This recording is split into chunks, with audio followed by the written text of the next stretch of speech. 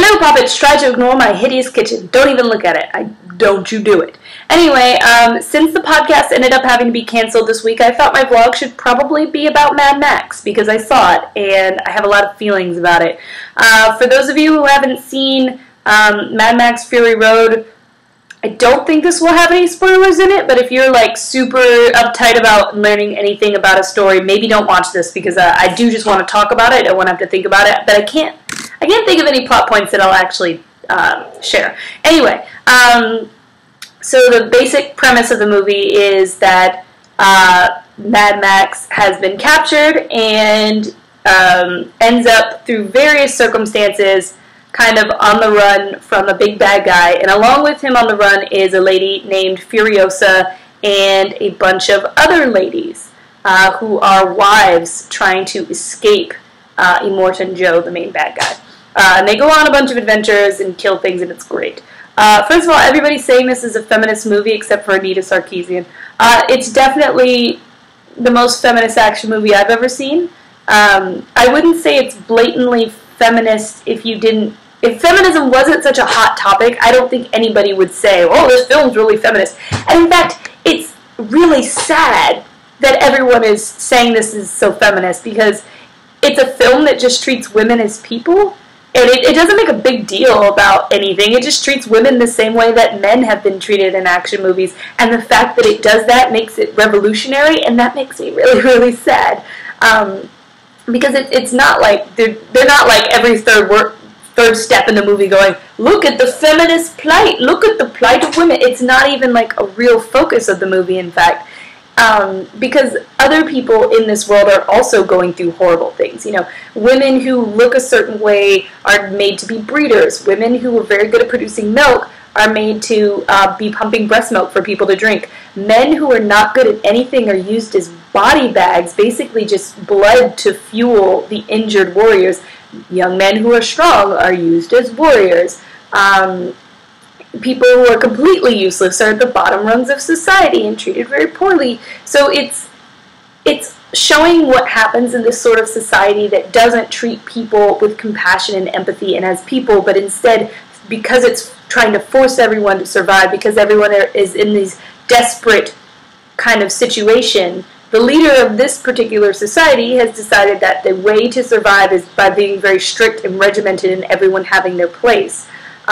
Which actually is a little bit of a comment on feminism, only if you actually really know about feminism, which is that a feminist society is beneficial for everyone, including men, and that feminism doesn't just benefit women, but it also benefits men. So that idea that men in this world are only useful in their sense of being macho, and a man who isn't macho is literally just used for blood. So in some senses, yes, extremely feminist, but I don't feel that it was heavy-handedly feminist. I feel like it was just, this is a horrible society, let's treat all of our characters as characters instead of women's and men's. Anyway, I loved it. I guess I should say that, in case you can't tell, I loved Mad Max Fury Road. I did not think I would like it. I was very against the entire concept. Seriously, phone, you're going to interrupt my freaking shit like that? Sorry, excuse me. I did not think I would like it. I was not interested in seeing it. I was like, okay, it's yet again a bunch of white people rolling through the desert, setting a lot of shit on fire when I would think they'd want to be saving oil. But I was convinced to go see it. I'm really glad I did. Like I said, my problem is still with the diversity in the movie. It's doing the same thing Hollywood keeps doing, where like, here's your one black person, and here's all these unimportant characters that we can cast as whatever race, so that everybody would just shut up. And it's kind of like, great, good job, wonderful. My biggest thing that I liked about Mad Max actually didn't have to do with the feminism. It had to do with the world building and the way the story took me on a journey. It felt very 80s in the good way. Like, when the first time you watch Conan, you can really believe that you're going off to these distant lands and having this really cool adventure. Or the first time you watch The Dragon Slayer, and it's like it actually created a world that felt very real, that felt fleshed out, that felt like I wanted to learn more about it. And their journey actually felt like a journey. It didn't just feel like CGI screen, CGI screen, CGI screen. Like, it didn't feel like Age of Ultron, for example, where I was constantly aware of all of the CG that was being used to tell me the story. And this felt very practical. It felt real. Even things that I knew were CG, like the big wall of sand that you can see in the trailer, it didn't feel fake. Watching it, moving through it, it's hard to describe it. It felt very real. It was done in such a way that it wasn't even the main, maybe because it wasn't the main focus. Maybe because the focus wasn't, oh God, look at this terrible storm. The focus was, look at these people. Are they going to make it through this terrible storm? It was just brilliant storytelling. Everything felt, the editing was beautiful. Oh, it's so good to see a well-edited movie after so much blockbuster trash. I mean, it just reminded me of my childhood. Watching a movie and being able to put all my cynicism aside and being transported into a story. It's so rare nowadays. Even when I like a movie, I'm still very rarely transported. And that's what I like. As a fantasy liker, you guys know I love fantasy books, fantasy games.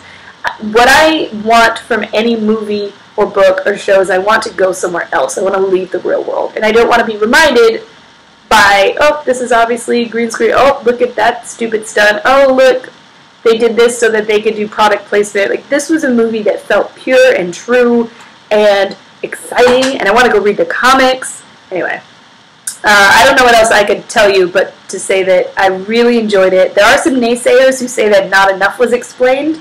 I kind of like that, because I feel like often things are over-explained, and I'm like, yeah, we get it. Shh. Or through over-explanation, you realize all the plot holes. And that may be a cop-out, like, oh, he didn't really talk, so no plot holes were revealed. Oh, that's a cop-out. No, I would really rather that than trying to over-explain and making me be like, well, that's actually not very logical that anybody would do that. This film felt logical because it didn't quite show you enough for you to find the holes in it. I mean, because looking at the trailer, I was like, it's completely illogical that people will be driving around wasting gas.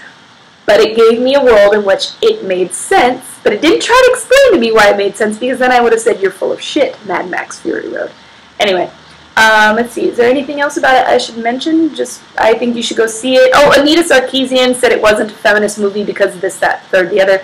I think Anita Sarkeesian is missing the point, which is, because it didn't meet the standard of feminism that she wanted, doesn't mean it's not a feminist film. I shared something on Tumblr that kind of breaks down her whole argument, but it's long, I won't go on into it. But basically, what she's actually arguing is it's not feminist enough. And maybe that's true, maybe it's not.